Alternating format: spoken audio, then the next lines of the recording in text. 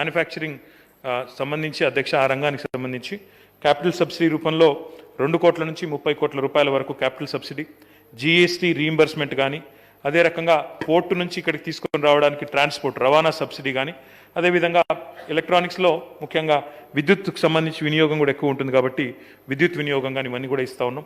అందులో ప్రత్యేకించి SC ST మహిళా పారిశ్రామికవేత్తల కోసం ప్రత్యేకంగా పాలసీలో అన్ని వివరాలనే అధ్యక్ష.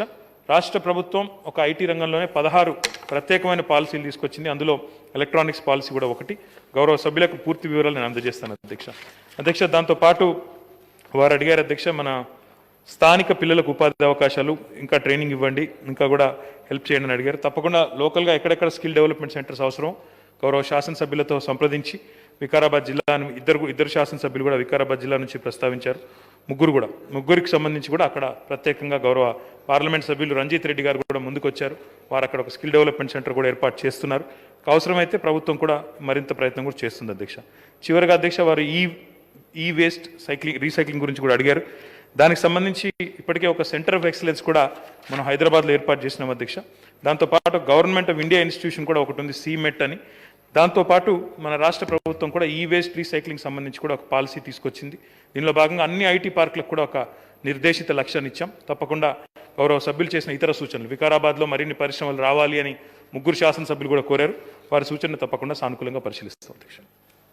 Question number 592, minister for schedule caste and minority welfare. అధ్యక్ష,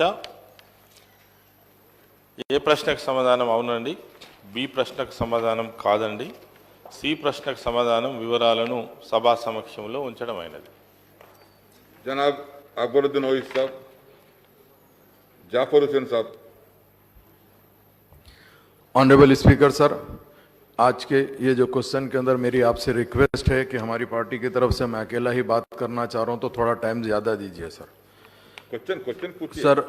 मेरा मिनिस्टर साहब से एक सप्लीमेंट्री क्वेश्चन है, whether it's a fact that the government not issued notification after financial year 2015-16 for inviting application under bank linked subsidy scheme sir.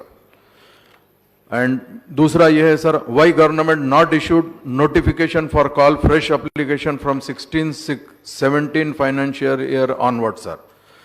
तीसरा यह है sir, if the government want to clear the pending application of 2015-16 can allocated additional budget for this financial year only, why carried forward in continuous 2016, 17, 17, 18, 18, 19, 19, 20, 20, 21, and what about 21, 22? Last 5 years, no new application were called for bankable subsidy scheme, sir. The fourth question here, sir, the same process system is following in the schemes also in other departments. What are the norms following in the bankable subsidy scheme like SC, ST, BC, sir? And fifth, the means last 5 years from the minority candidate, no application were called, no notification has issued. Minister, please specify the 15-16 financial year onwards for this scheme budget allocated, release and expenditure, sir. और मेरा main ये है sir कि जो 14-15 में आप scheme लेके आए थे सर, उसके अंदर यूनिट कॉस्ट अगर 1 लाख रुपए रहे तो सब्सिडी आप 50% दे रहे थे, बाकी बैंक 50% दे रहा था सर. यूनिट कॉस्ट अगर 2 लाख रहे तो सेम 50% दे रहे थे एंड बैंक 50% दे रहा था और subsidy 15% sir. During the 15-16 under economical support scheme for the total online application registered by the minorities candidates were 1,53,906 under category 1, 2 and 3 as follows, sir.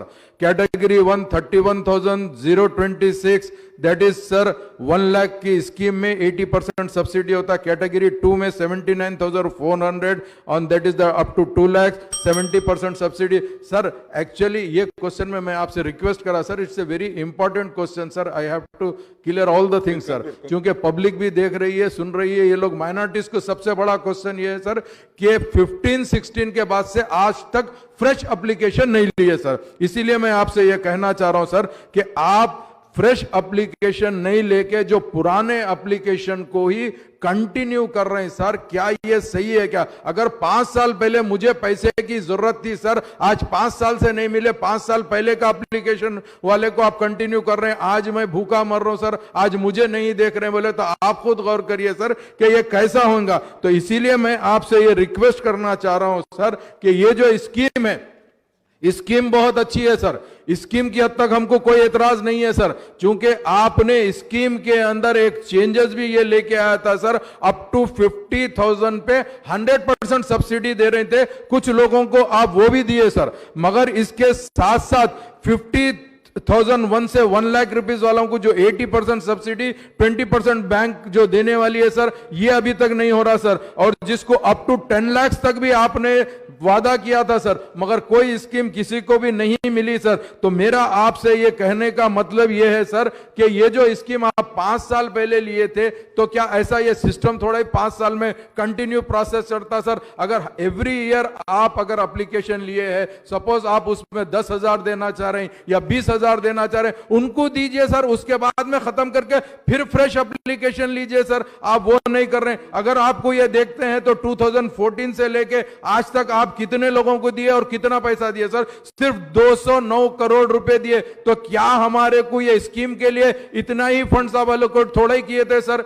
आपको ये सोचना चाहिए। तो मेरा मिनिस्टर साहब से सीधा सवाल है कि आज कोरोना की तरफ से लोग परेशान है सर, ये स्कीम को आप लाना चाहिए और ज्यादा से ज्यादा इसमें बजट रखना चाहिए और गरीबों को फायदा करना चाहिए सर। उसके लिए मैं आपसे दरखास्त करता हूं, मिनिस्टर साहब इसमें क्लियर रिप्लाई देंगे ताकि अवाम को ये चीज का मैसेज पहुंचे सर। बहुत बहुत शुक्रिया। मिनिस्टर गारू అధ్యక్ష, తెలంగాణ రాష్ట్ర మైనారిటీ ఫైనాన్స్ కార్పొరేషన్ ఏదైతే ఉందో, దీని ద్వారా ఆర్థికంగా వెనుకబడినటువంటి మైనారిటీ సోదరులకు అనేక స్కీమ్స్ ద్వారా వారిని ఆర్థికంగా వృద్ధిలోకి తీసుకురావాలనేటువంటిదే దీని యొక్క ప్రధాన ఉద్దేశం. తెలంగాణ రాష్ట్రం వచ్చిన తర్వాత చాలా గొప్పగా గౌరవ ముఖ్యమంత్రి గారు ఈ స్కీమ్ను కూడా డిజైన్ చేయడం జరిగింది. చాలా పెద్ద మొత్తంలో కూడా బడ్జెట్స్ కూడా పెంచడం కూడా జరిగింది అధ్యక్ష.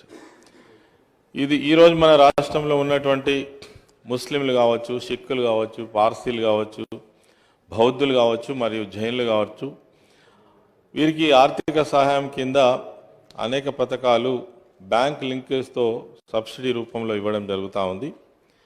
అయితే 2015-16 సంవత్సరంలో మరి ఈ 3 కేటగిరీలకు సంబంధించినటువంటి ఆన్లైన్ అప్లికేషన్స్ తీసుకోవడం జరిగింది అధ్యక్ష.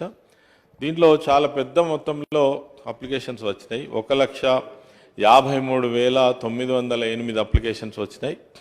అయితే దీంట్లో ఈ స్కీమ్ వివరాలు కూడా చూసినట్టయితే సభ్యులు అడిగినట్టు కేటగిరీ 1 స్కీమ్లో ₹1,00,000 వరకు యూనిట్ కాస్ట్ ఉంది. దీనికి సంబంధించి ఇప్పటి వరకు 31,028 అప్లికేషన్స్ వచ్చాయి. ఈ కేటగిరీకి సంబంధించి కూడా 80% సబ్సిడీ ఉంది. కేటగిరీ 2లో 2,00,000 వరకు యూనిట్ కాస్ట్ ఉంది. దీంట్లో కూడా 79,400 అప్లికేషన్స్ వచ్చినాయి. దీంట్లో కూడా 70% సబ్సిడీ ఉంది అధ్యక్ష. అదేవిధంగా 3 కేటగిరీ కింద కూడా 10 లక్షల యూనిట్ కాస్ట్ ఉంది. దీనికి కూడా 60% సబ్సిడీ తోటి ఇవ్వడం జరుగుతుంది. దీంట్లో కూడా 43,480 అప్లికేషన్స్ రావడం జరిగింది అధ్యక్ష. అయితే ఈ 15-16 సంవత్సరం తర్వాత ఈ ఎకనామిక్ సపోర్ట్ స్కీమ్స్ కింద కొత్త అప్లికేషన్స్ తీసుకొని మాట వాస్తవమే అధ్యక్ష. ఎందుకనంటే ఈ 15-16లో తీసుకున్నటువంటి అప్లికేషన్స్ ఏవైతే ఉన్నాయో చాలా పెద్ద సంఖ్యలో వచ్చినాయి కాబట్టి వీటిని బడ్జెట్ ప్రకారం వీటిని కంప్లీట్ చేయాలనే ఉద్దేశంతో వీటిని క్యారీ ఫార్వర్డ్ చేసుకుంటూ రావడం జరిగింది.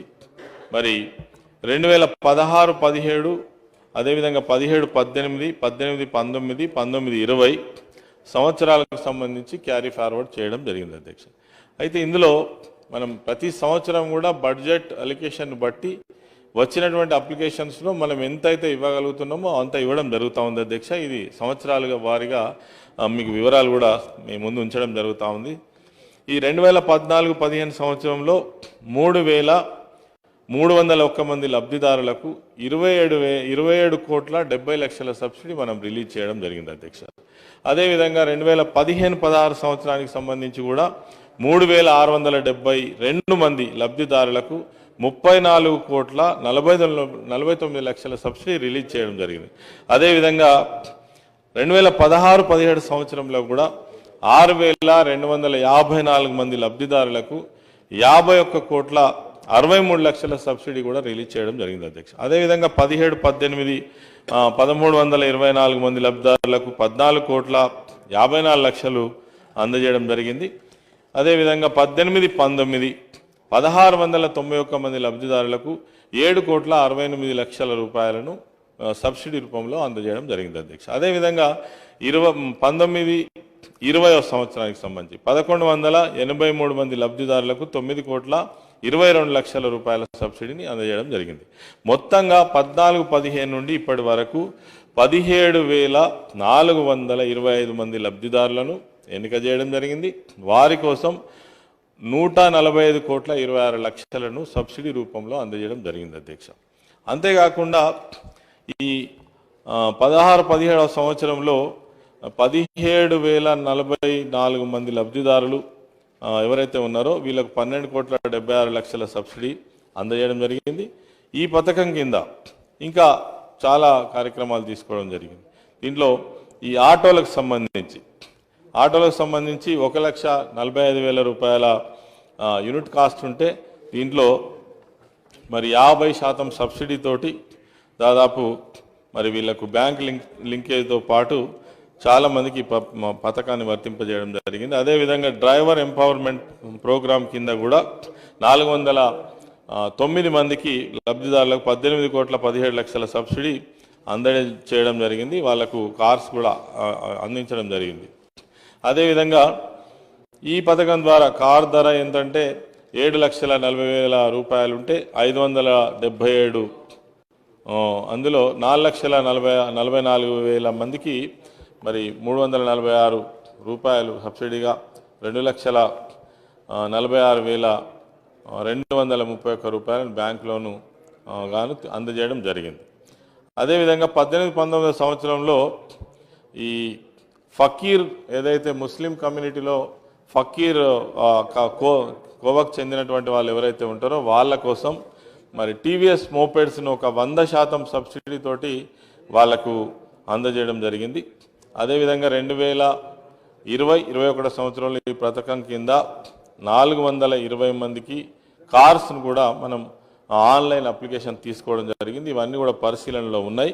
తర్వాత ఈ కోవిడ్ రావడం వల్ల మనకు కొంత ఆలస్యం జరిగింది. వెంటనే కొద్ది సమయంలో ఈ 420 మంది లబ్ధిదారులకు ఈ కార్స్ను కూడా అందజేయడం జరుగుతుంది అధ్యక్ష. Question number 557, Minister for Roads and Buildings.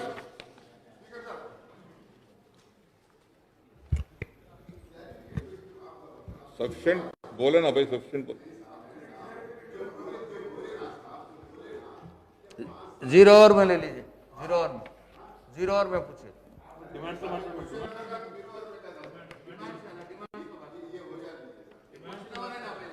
Balala साहब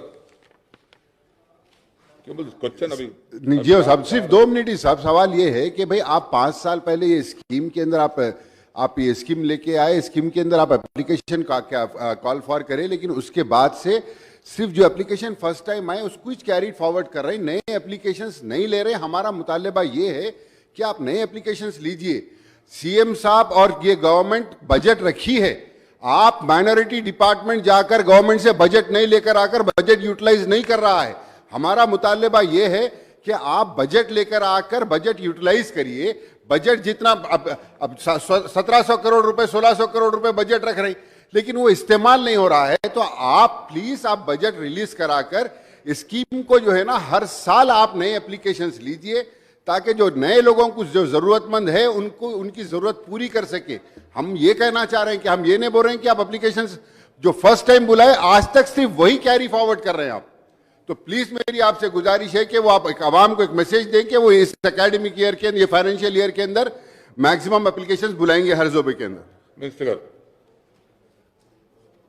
తప్పకుండా గౌరవ సభ్యులు బల్లాల గారు మరియు తను చెప్పినటువంటి జాఫర్ హుస్సేన్ గారు చెప్పినటువంటి సూచనలు ఏవైతే ఉన్నాయో ఈ కొత్త బడ్జెట్లో తప్పకుండా కొత్త అప్లికేషన్స్ తీసుకోవడంతో పాటు మరి మనకు వచ్చినటువంటి బడ్జెట్ కూడా ఈసారి ముఖ్యమంత్రి గారు చాలా గొప్పగా బడ్జెట్ ఇవ్వడం జరిగింది. దాదాపు 1606 కోట్ల రూపాయలు మైనారిటీ వెల్ఫేర్ కోసం కేటాయించడం జరిగింది. దాంట్లో మరి ఈసారి చాలా గొప్పగా చేసుకునేటువంటి ప్రయత్నం చేద్దామని సభ్యులకు తెలియజేస్తాం. Question number 557, Minister for Roads and Buildings. అధ్యక్ష, ఏ ప్రశ్నకు సమాధానం నర్సంపేట కొత్తగూడ రోడ్డు మధ్యగల రోడ్డు 2 భాగాలుగా కలిగి ఉంది అధ్యక్ష. అది ఒకటి నర్సంపేట పాకాల రోడ్డు 0/0 కిలోమీటర్ నుండి 9/83 కిలోమీటర్ వరకు ఈ రోడ్డు భాగాన్ని డిఎంఎఫ్టి కింద మంజూరు చేయడం అయింది. రెండవ భాగం ఇల్లందు పాకాల రోడ్డు 48/0 కిలోమీటర్ నుండి 59/1 కిలోమీటర్ వరకు ఇల్లందు పాకాల రోడ్డు యొక్క 48/5 కిలోమీటర్ వద్ద కొత్తగూడ ఉన్నది. ఈ రోడ్డు భాగాన్ని మంజూరు చేసి అప్పగించడం అయింది. బి ప్రశ్నకు సమాధానం పై 1వ భాగం రోడ్డు పని కోసం టెండర్లను ఆహ్వానించడం అయింది మరియు టెండర్లు అందవలసిన చివరి తేదీ 30/3/2021గా ఉంది. పై 2వ భాగం రోడ్డు పనిని అప్పగించడం అయింది. సి ప్రశ్నకు సమాధానం కోవిడ్ కాలంలో టెండర్లకు స్పందన లేనందున 1వ భాగం రోడ్డు పనిలో కొంత జాప్యం ఏర్పడింది. ఈ పనిని 2021 జూన్ నాటికి పూర్తి చేయడం అవుతుంది. వన్యప్రాణుల బోర్డు నుండి అనుమతి జాప్యమైనందున 2వ భాగం రోడ్డు పనిలో జాప్యం జరిగింది.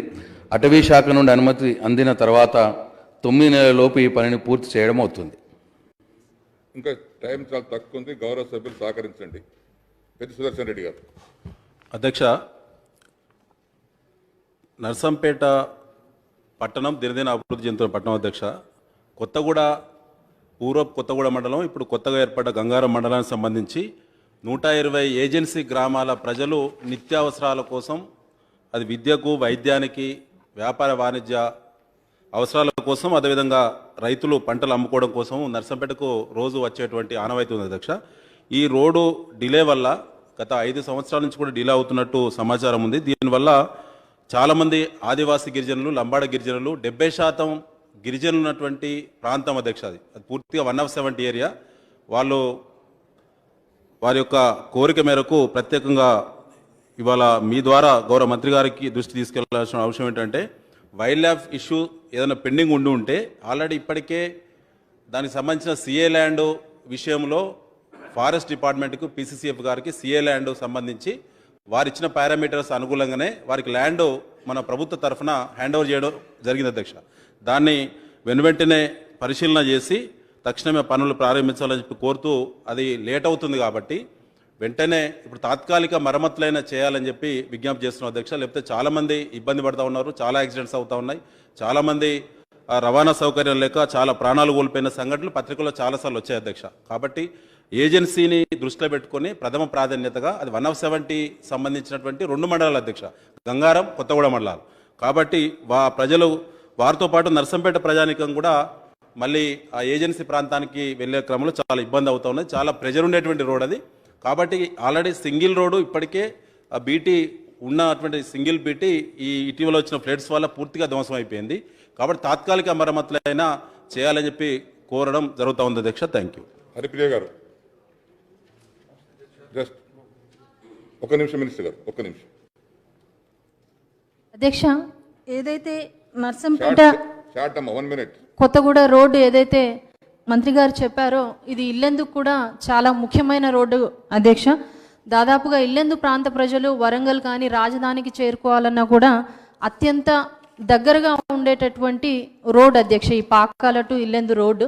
అలాగే దాదాపుగా ఒక 15 నుంచి 20 కిలోమీటర్ల రోడ్డు అంతా సింగిల్ రోడ్డుగా ఉండడం వల్ల కూడా చాలా యాక్సిడెంట్స్ అవన్నీ అవుతున్నాయి. కాబట్టి గౌరవ సభ్యులు గారు చెప్పిన విధంగా తాత్కాలికంగా అయినా ఇల్లెందు నుంచి ఈ పాకాల మధ్యలో ఉండేటటువంటి ఏజెన్సీ గిరిజన ప్రాంత ప్రజలందరికీ కూడా అందుబాటులో ఉండే విధంగా ఈ రోడ్డుని తొందరగా పూర్తి చేసే విధంగా చర్యలు తీసుకోవాలనేసి గౌరవ మంత్రి గారిని కూడా కోరుతా ఉన్నాను అధ్యక్ష. అధ్యక్ష, గౌరవ శాసనసభ్యులు పెద్ది సుదర్శన్ రెడ్డి గారి ఆవేదన ప్రభుత్వం అర్థం చేసుకున్నది అధ్యక్ష. అట్లాగే అయితే దీంట్లో ఏమైందంటే అధ్యక్ష, ఈ రోడ్డు ఈ నర్సంపేట ఎల్లందు రోడ్డు 2 భాగాలుగా ఉంది అధ్యక్ష. ఒకటేమో నర్సంపేట నుంచి పాకాల మట్టుకు అదొక స్ట్రెచ్. అయితే ఆ స్ట్రెచ్ 9 కిలోమీటర్ స్ట్రెచ్ అధ్యక్ష. అది 2000 మార్చ్ 2020లో డిఎంఎఫ్టీలో శాంక్షన్ చేసుకున్నాము. కానీ హాట్ మిక్స్ ప్లాంట్ ఆ ఏరియాకి చాలా దూరంలో ఉండడం మూలంగా 5 సార్లు టెండర్లు పిలిచినా ఎవరు కూడా పార్టిసిపేట్ చేయలేదు అధ్యక్ష. ఈసారి ఆ హాట్ మిక్స్ ప్లాంట్ వేరే కాంట్రాక్టర్స్ని కొద్దిగా మేము మాట్లాడి డెఫినెట్గా